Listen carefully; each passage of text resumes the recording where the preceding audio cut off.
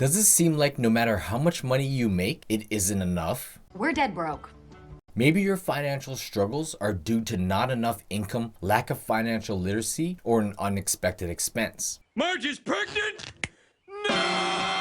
While these factors may contribute, I believe the primary reason why most people are struggling financially is due to lifestyle inflation. But what exactly is lifestyle inflation? Also known as lifestyle creep, is when spending increases as income increases. It's when former luxuries are now new necessities. It's when you make more, you spend more. It can be a never-ending cycle. Work harder, get a raise, earn more, spend more, run out of money, and rinse and repeat. This is the rat race. No matter how much money you make, it will never be enough. What are some examples of lifestyle inflation? Increased income from a raise, promotion, switching employer, changing careers, a side hustle, a part-time job, or graduating from school often prompts conspicuous consumption, such as purchasing a new car, a bigger house, expensive vacations, or expanding the family. Then there's silent lifestyle inflation, which is less noticeable but equally impactful. Examples include paying full price for an item instead of looking for a deal, eating out more frequently, updating subscriptions and plans, more expensive clothing, or favoring brand name products over generic alternatives. Most of these examples aren't absolutely necessary and can be avoided. However,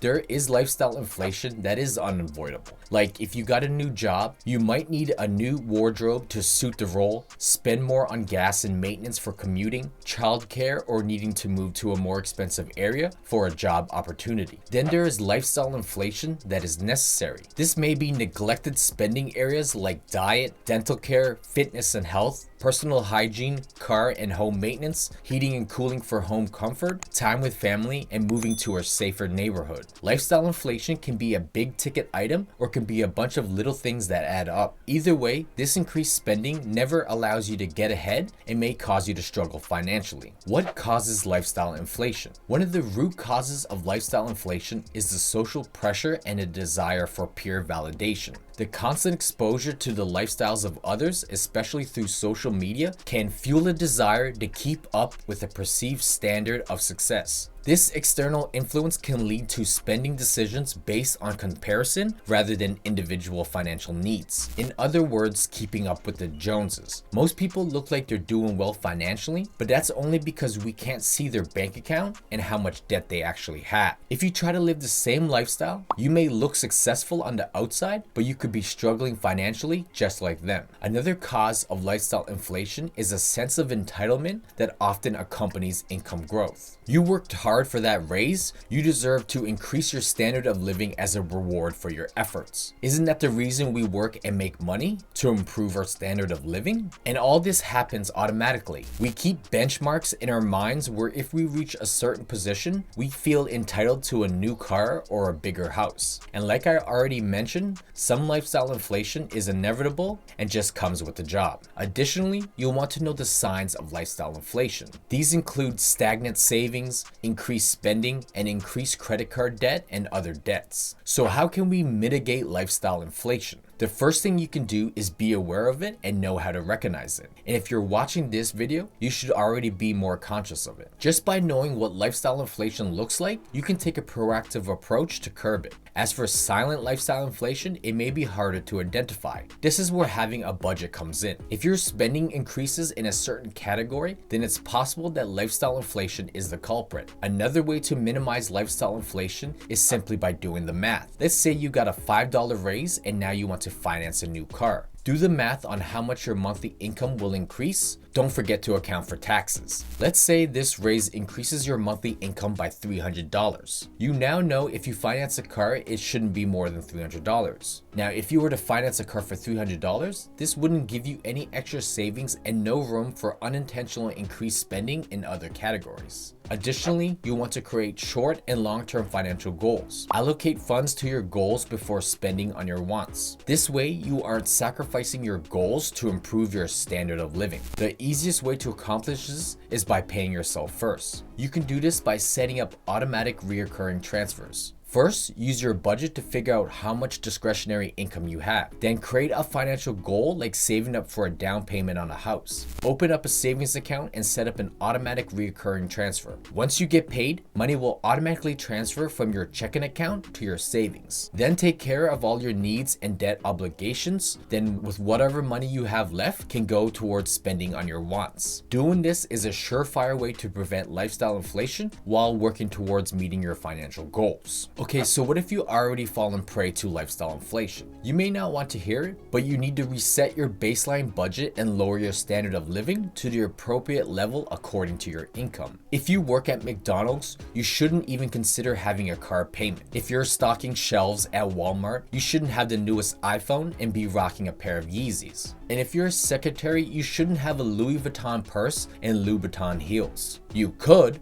but that's the reason why you're struggling financially. Live within your means and spend according to your income. If you're not saving at least 5% of your monthly income, you're spending too much. If you can't pay off your credit cards in full each month, you are spending more than you make, essentially getting yourself into debt. If this is the case, you'll want to get rid of the credit cards and line of credits to prevent further debt. If all your expenses are truly necessary or add significant value to your life, you will need to play the catch-up game. I love that game.